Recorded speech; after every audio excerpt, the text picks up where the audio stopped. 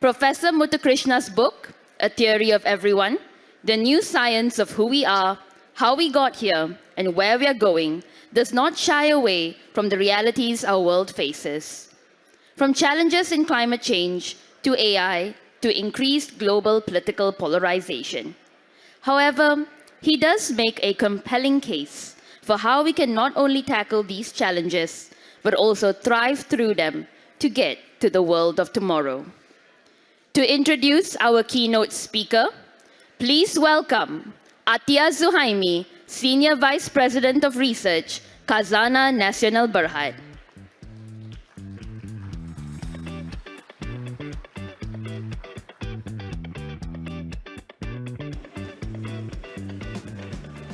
Assalamu alaikum and good morning. Thank you, Abby. Welcome again to our distinguished guests to this year's KMF. Echoing what our young Ahmad Berhormat said earlier, society needs to figure out the balance of unfettered capitalism and the social justice that we need. I hope this KMF serves to provide that dialogue for us to find that humble sweet potato that can create ripple effects to society and foster that resilience. Ladies and gentlemen, it is my pleasure to introduce today's keynote speaker, Professor Michael Muthukrishna. Michael is an associate professor for economic psychology at LSE. He is a multidisciplinary professor, blending psychology, economics, anthropology, and even maths to tackle a variety of topics, right? Including innovation, corruption, cooperation, and how humans can work with artificial intelligence. An engineer at heart, he enjoys building things to solve problems and is currently the leader of LSE Culture Analytics and the London School of Artificial Intelligence. In 2023, he was awarded HBES Rising Star, an early career award for distinguished scientific contribution. At the core of his theory of everyone is a bold framework that explains the intricate dynamics between biology, culture, and society. This is especially relevant to the theme that we want to explore this year at this year's KMF. The paper challenges us to rethink the future from managing risk and uncertainty to unlocking Malaysia's potential as a resilient, adaptive society. The mind behind this groundbreaking research allows us to understand what makes us tick as individuals and why societies thrive and fall apart. By leveraging his insights, we can better design strategies, policies, and institutions that encourage innovation in our increasingly complex and interconnected world. Without further ado, it is my honor to welcome Professor Michael Muthukrishna to the stage. Thank you so much.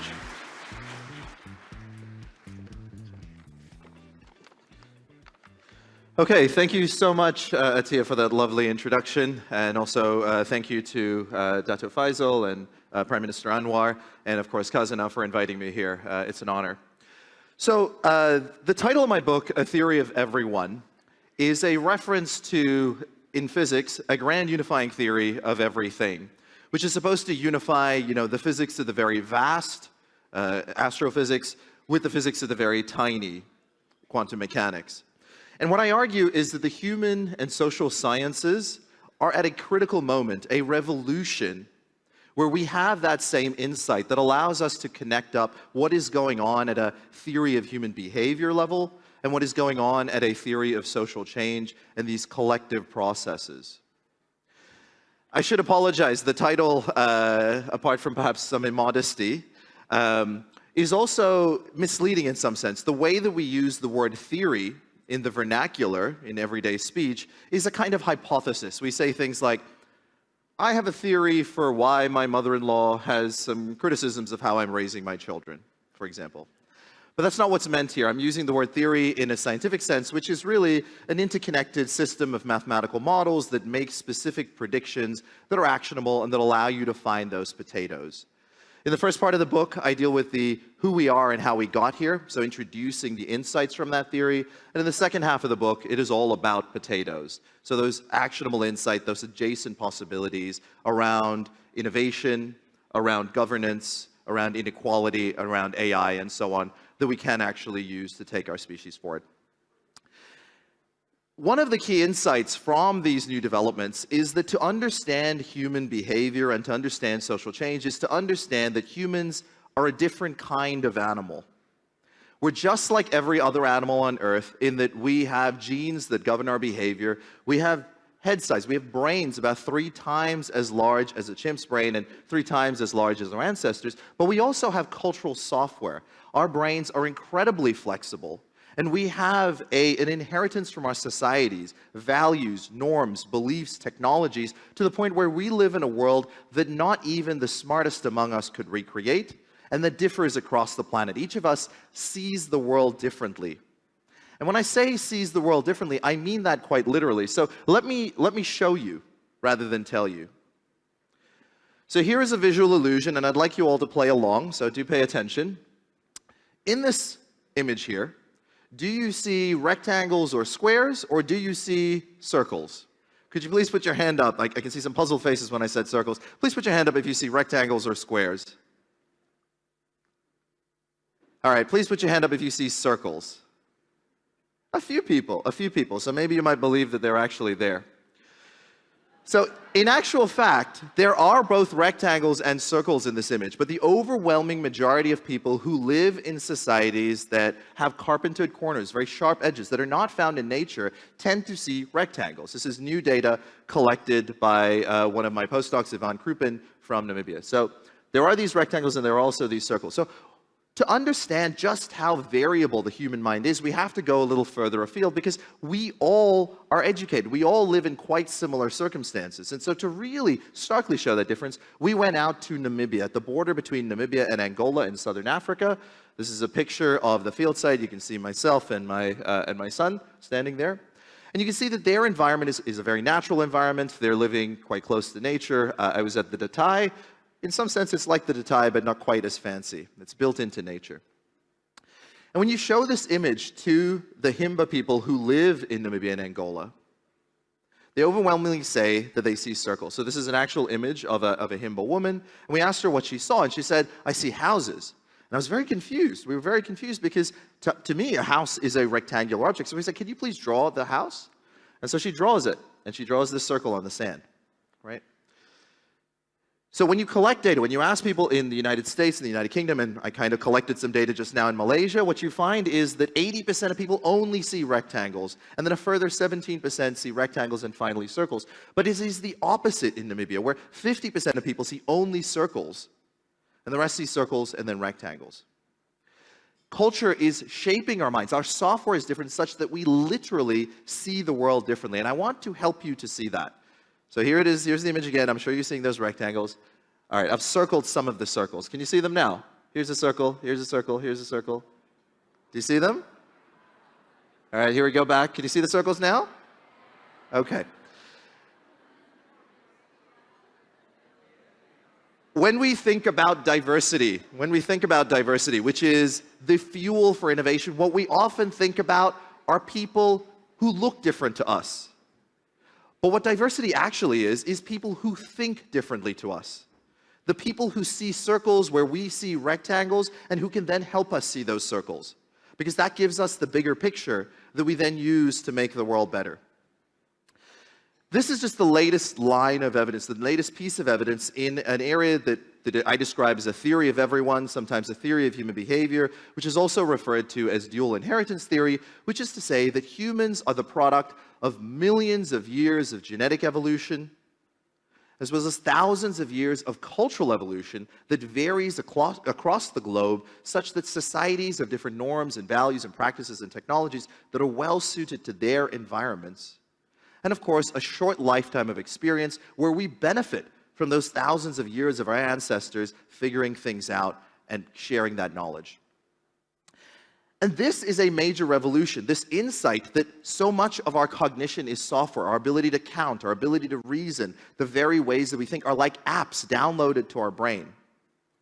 And when you get the right model of the world, it shifts everything. It turns a chaotic and confusing world into one that is understandable and actionable. It turns alchemy into chemistry. We used to think that the Earth was the center of the universe, and the sun rotated around. And actually, under the Ptolemaic model, it was a highly predictable model of the world. The ancients were very good at telling you where the planets were, despite the fact that the Earth was in the center and the sun was rotating. Now, you might think that's a strange thing to believe, but you have to keep in mind, if you look around you every day, the Earth feels very flat.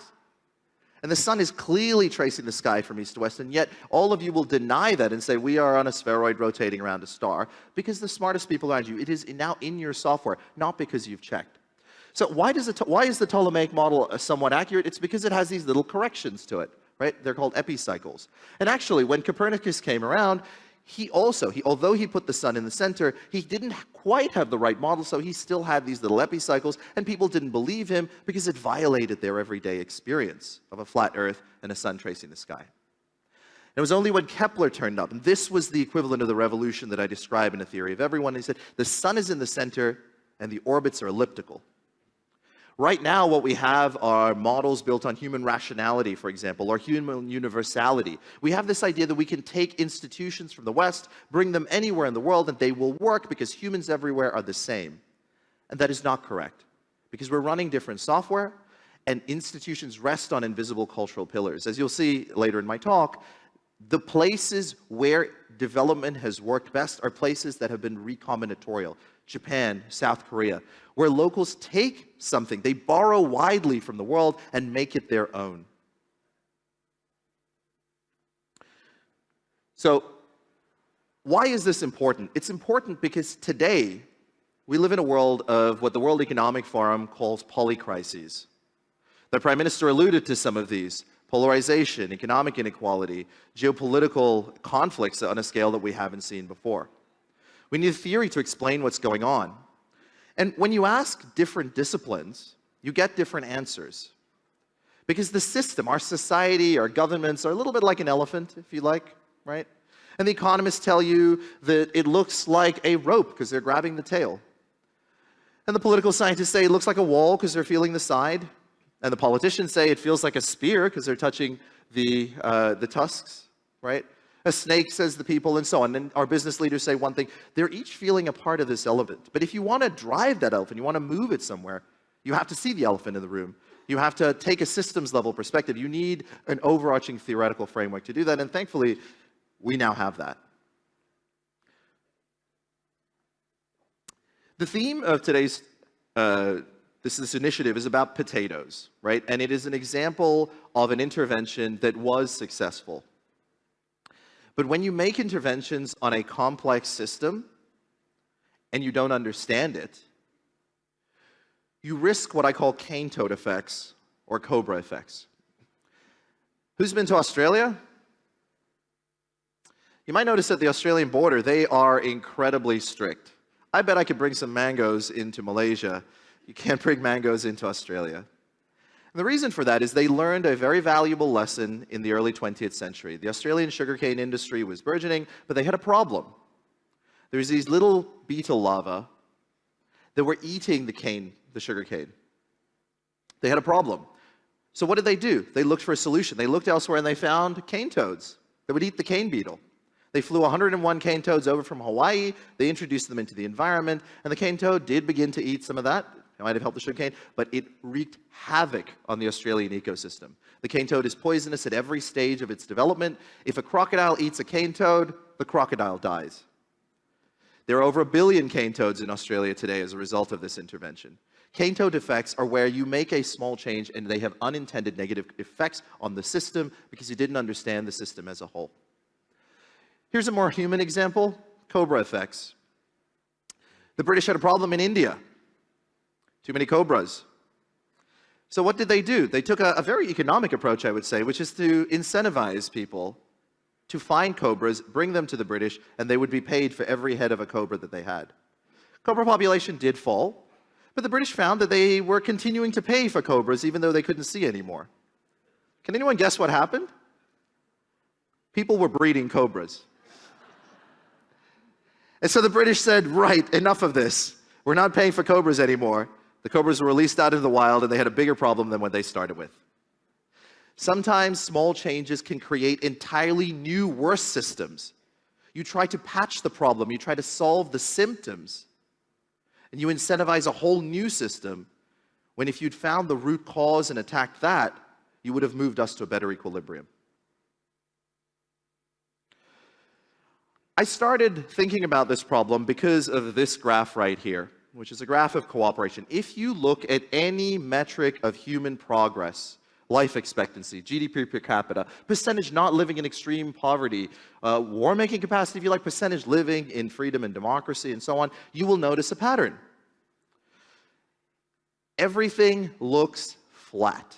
All of those things that you were told were very important in school, and they were important, the fall of the Roman Empire, the Lushan Rebellion, Genghis Khan, the Black Death, which killed about a third of Europe, actually, higher than what's up there, the European Renaissance, the Enlightenment, the Scientific Revolution, they were blips on any of these metrics of progress.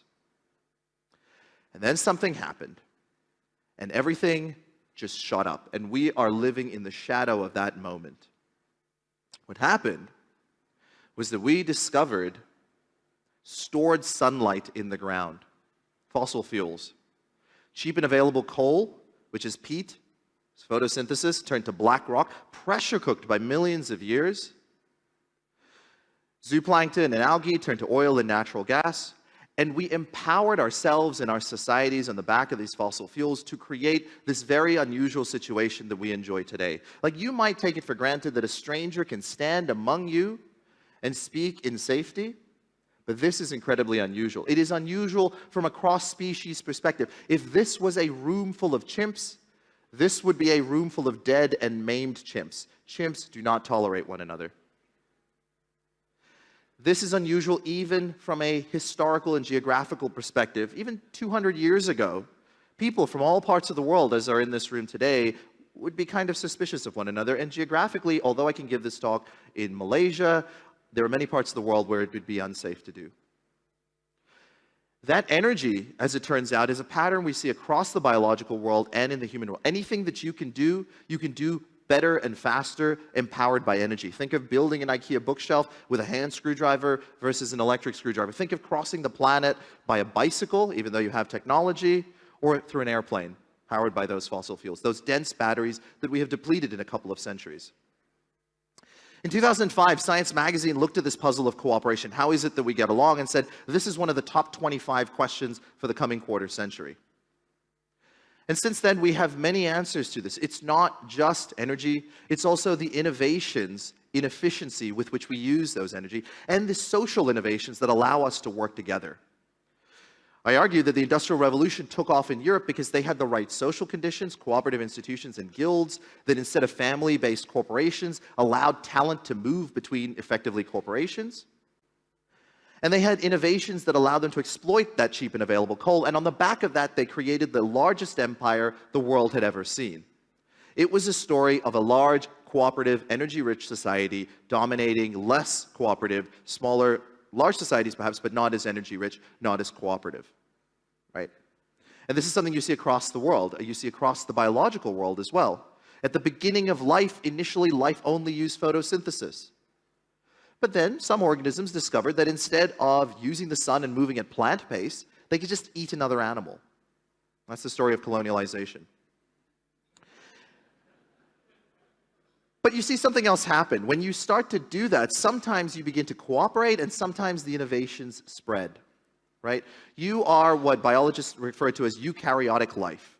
Somewhere along the way, one organism ate another, and rather than decompose it for its parts, it said, you can just be there and be my factory. You are the mitochondria that is going to make my energy, my ATP. And we are all the descendants of that. If you look at GDP per capita, it perfectly follows that same curve, right? And we had what we call the Great Divergence in Europe. On the back of those innovations in efficiency, on the back of those innovations in cooperation, on the back of available energy, Europe raced away from the rest of the world. Keep in mind that prior to this, we lived in a Malthusian world where it was not Europe, it was the Asian countries that were ahead of everyone else. But then began the great convergence. So you'll see Malaysia here, right? Catching up quickly on the back of that technology, recombining what the world has to offer, bringing itself to the forefront, investing in the latest technologies, such as chips, microprocessors. I describe the four things that I've said so far as laws of life. And these aren't Newtonian laws. These are more like lenses that one can use to assess a system and begin to act on it. And those laws are the law of energy, that is the ceiling on all that we can achieve as organisms and as societies, are governed by the availability of excess energy. The amount of excess energy is a function of how much energy it takes to get some amount of energy back, and that excess energy is what makes life livable. It is what allows us to have leisure. It is what allows us to invest in things that aren't just about surviving. Some of the wealthiest countries are the countries that can invest in their natural environments, for example, or conservation. The law of innovation is the kind of floor, not to be confused with the floor and ceiling analogy that's going on here, which is that we begin to use energy more and more efficiently. Economics, because it came after the Industrial Revolution, focused on efficiency as a way to do more with less. The light bulb, for example, you may have heard that you should turn off the lights to save the environment. Don't do that. It's pointless. Bulbs are at this point so efficient, they're approaching 100% efficiency. Take one flight and you could have left your lights on all day, every day, and it would not matter at all. And that is because of efficiencies, changes in efficiency. There are much better ways to be more sustainable. But it's not about just energy and efficiency, it's our ability to do more together. The law of cooperation states that the optimal level of cooperation is the one where I get more in the group that I'm in rather than a larger or a smaller group. We see this in companies. If I could, I would start a company all by myself and keep all the equity. I don't need funders, I don't need employees, and then I become a billionaire all by myself. But I can't. I have to grow my company to the size where I have a decent chance at getting that total market share. When divided up by the number of employees, is more than I would have gotten taking a salary job at a larger company or being in a smaller entrepreneurial enterprise. I don't know if you've noticed, but economists, when they work on scientific papers, do this too. Right? Economists love to write papers by themselves, but otherwise they try to keep it to 3. My guess is because that's the most number of people that can win a Nobel Prize, just in case.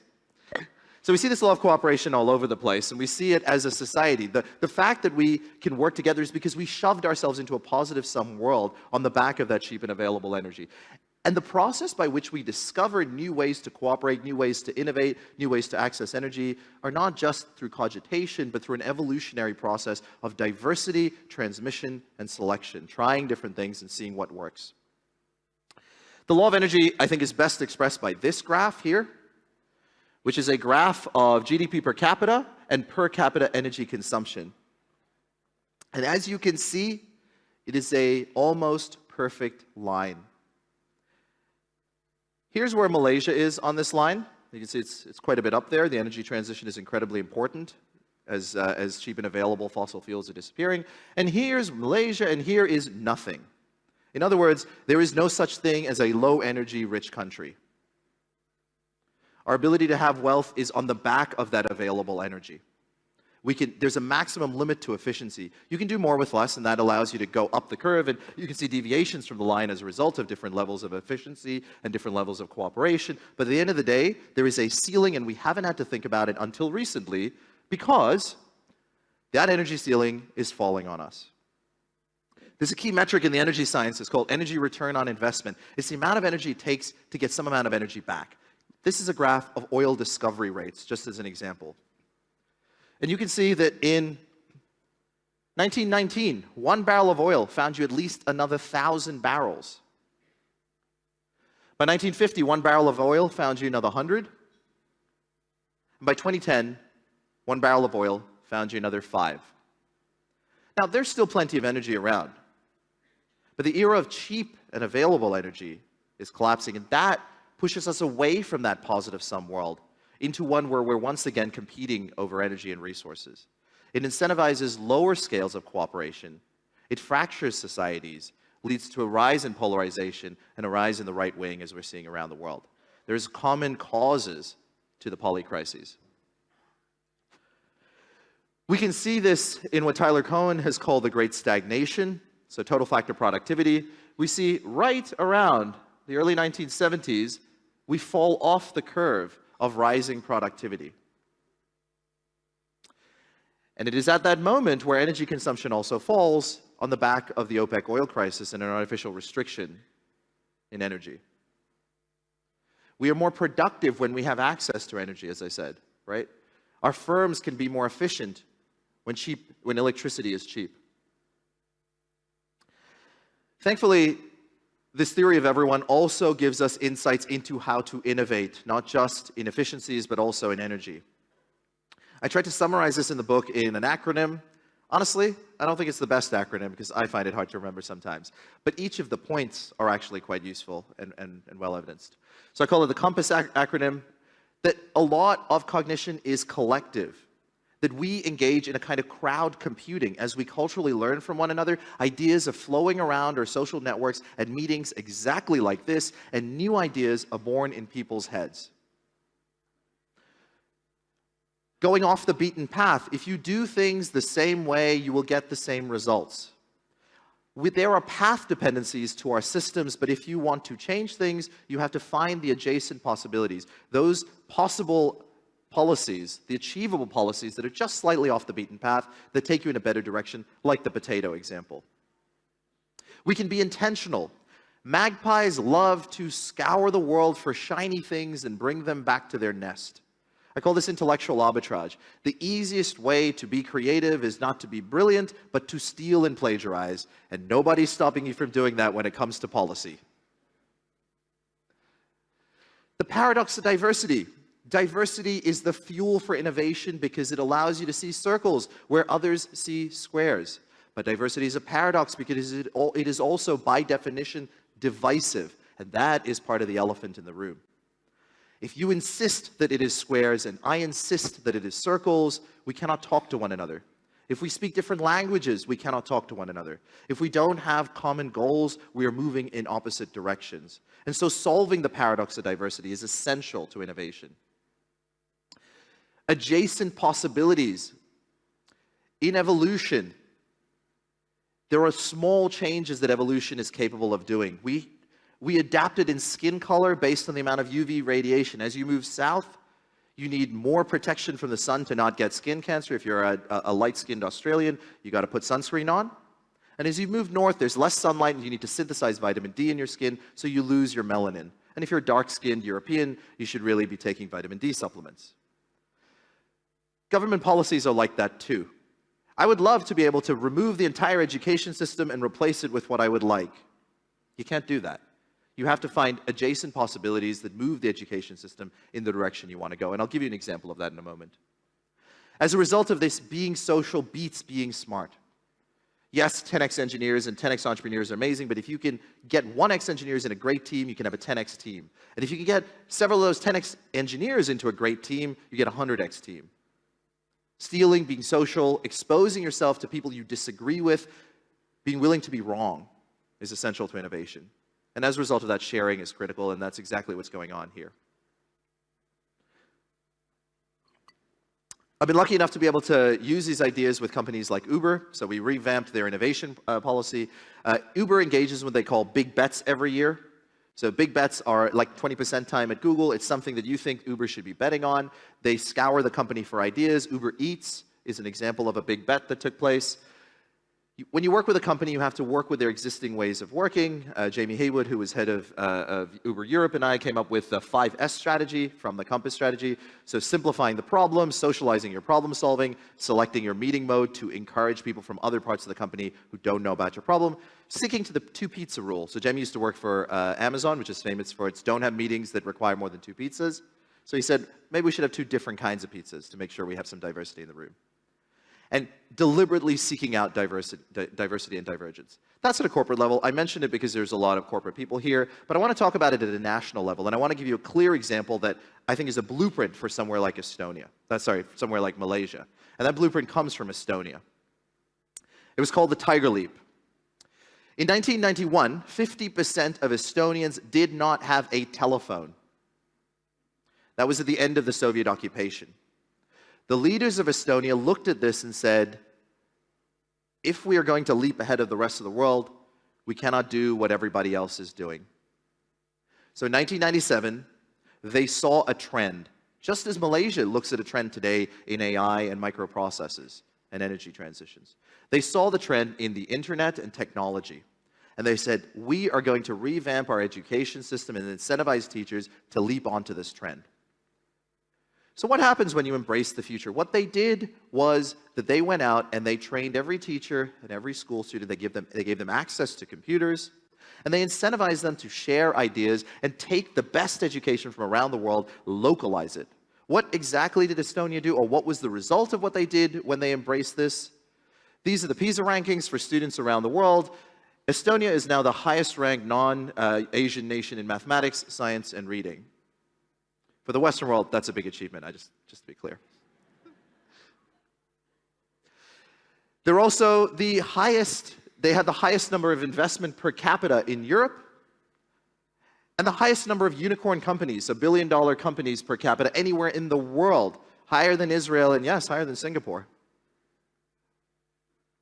So what did Estonia do? What did they do to achieve this? They said that in addition to the traditional pillars of reading, writing, and arithmetic, we must also have algorithms, and we're going to teach it from reception, from kindergarten onward.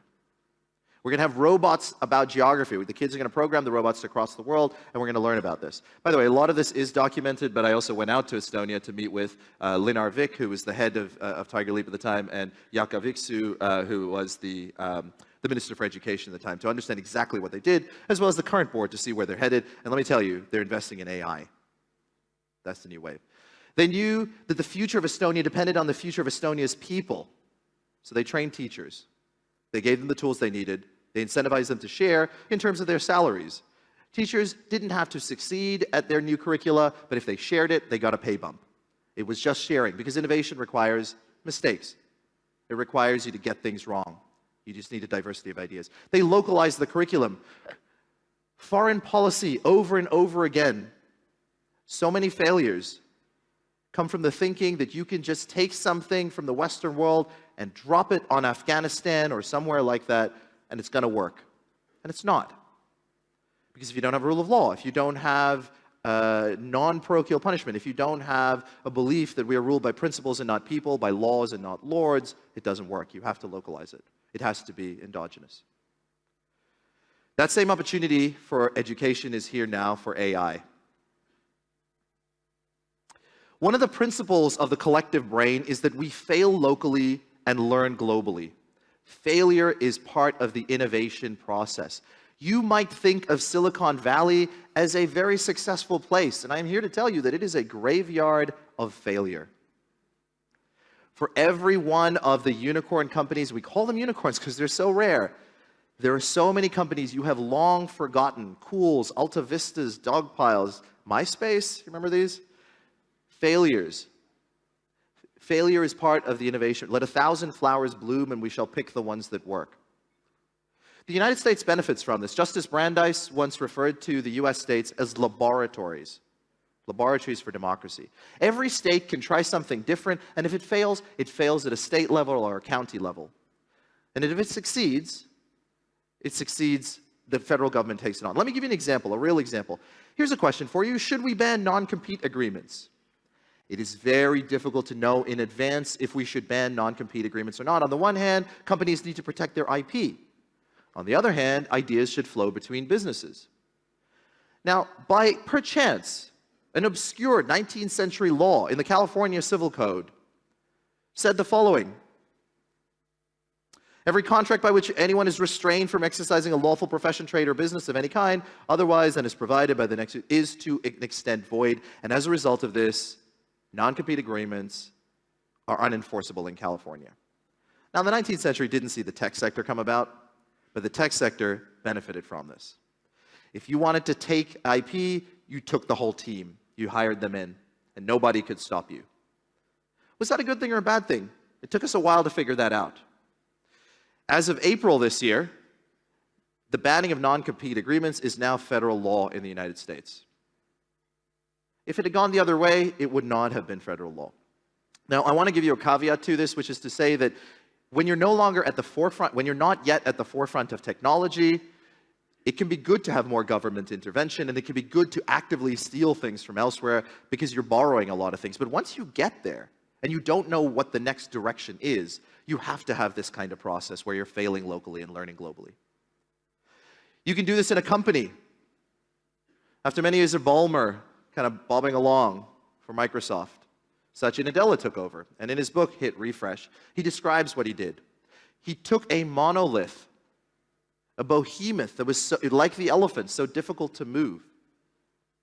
And he saw teams that were at each other's throat because they thought they were in a zero-sum condition. And he turned it into an ecosystem of startups where he said, you can fail. We're going to share ideas. We're going to make big bets.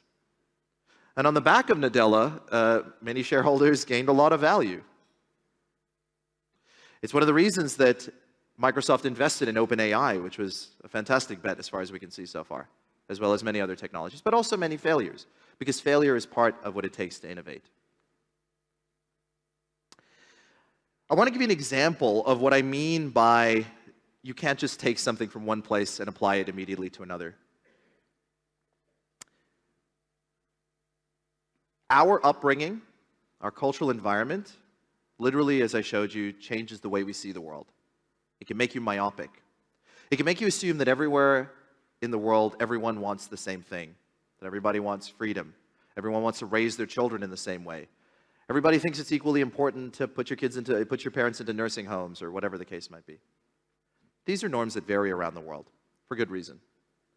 An example of this is that we know from the evidence that people don't necessarily want equality in the sense that everybody gets the same thing.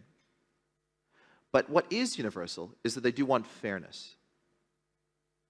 Now, what exactly constitutes fairness also varies cross-culturally, but people want a fair system. They want one where the roll of the die is not decided before they even enter the game.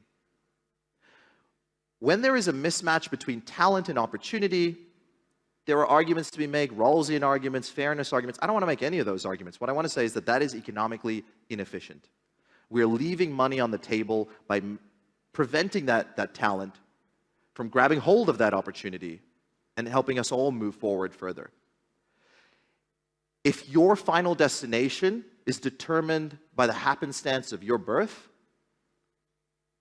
it's not just that it's not fair, it's economically inefficient. And that is where government can intervene.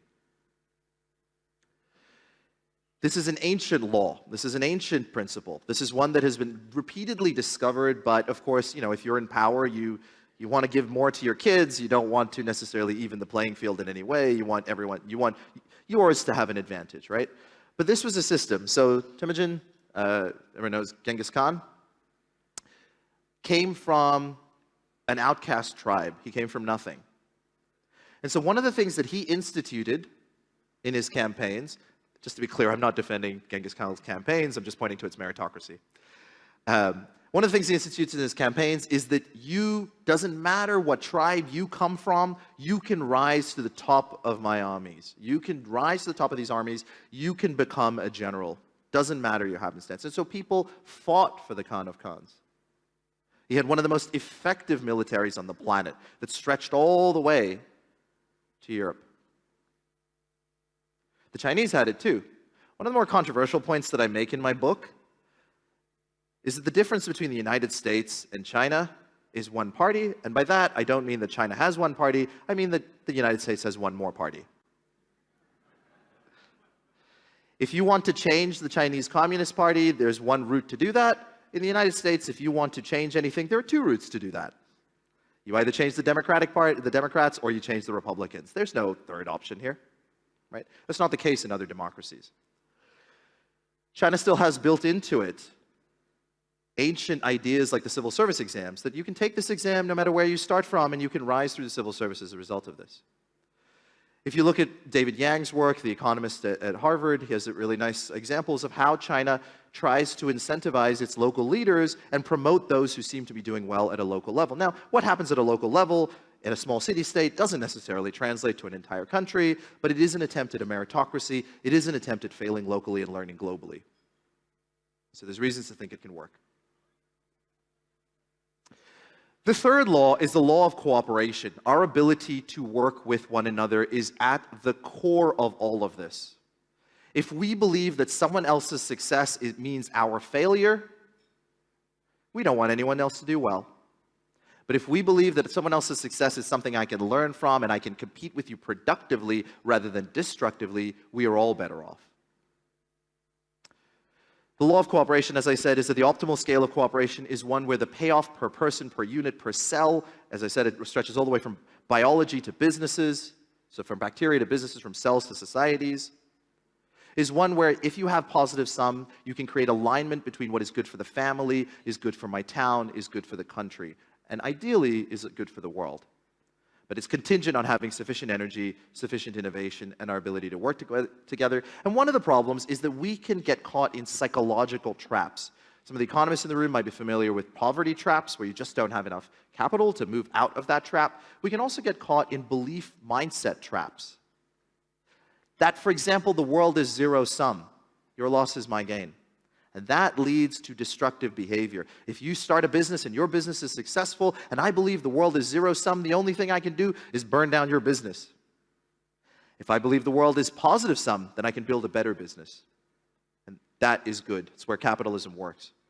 We see this in the data, by the way. So this is some recent data from Nathan Nunn's team. And what you can see here is that economic growth triggers that zero-sum mindset. When the economy slows, the belief that wealth can grow so there's enough for everyone versus people can only get rich at other people's expense, and that success is mainly about luck and connections versus hard work usually brings success, very nicely correlated with one another. Economic growth disincentivizes corruption. It is, let me put it this way, it is easier to be nice when there's more to go around. When there's less to go. When you are driving around and there's plenty of parking spots and somebody steals yours, you're like, really? And then you go to another one. If you've been driving around for 30 minutes and somebody steals your spot, that's a whole other game.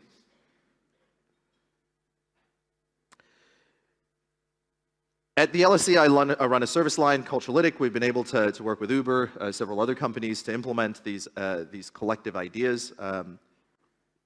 For those in the corporate sphere, I encourage you to take a look at what the team has been doing. There's also a paper that we have called the Cultural Evolution of Behavioral Science and Public Policy, which you can see how we've moved from neoclassical theory to behavioral economics and behavioral science, which still look a little bit like the Ptolemaic model of the universe, to a kind of cultural evolutionary behavioral science that looks a little bit more like elliptical orbits and the sun where it should be. The law of cooperation applies within societies. One of the things you'll notice in the book is I don't really hold back in saying some of the things that diversity, as I said, is a paradox. It is fuel for innovation. People who see the world differently can help us see the world differently. But it is also divisive. And there are many models of how to do multiculturalism. There's what is associated with a Canadian model, what's called the mosaic model, where every community can live as they wish. And there is a beautiful mosaic. But our theories would suggest that mosaics are more fragile than a single pane of glass when put under pressure. And the Canadian model works when resources are plentiful. And my prediction for Canada is that it is a powder keg if economic conditions worsen. There's the US melting pot model, which is that everybody goes into the pot and there's a new identity that is born from that, an American identity. America is losing some of its melting pot ideals, but the melting pot can work. The only trouble is that sometimes the pot can be dominated by some flavors and not others. And it doesn't taste quite as good. It has to be a good mix. There's the French assimilationist model, what I call the no hyphen model. So they say there's no such thing as Algerian French or Middle Eastern French or Muslim French, or whatever. There's just French. It's a nice ideal.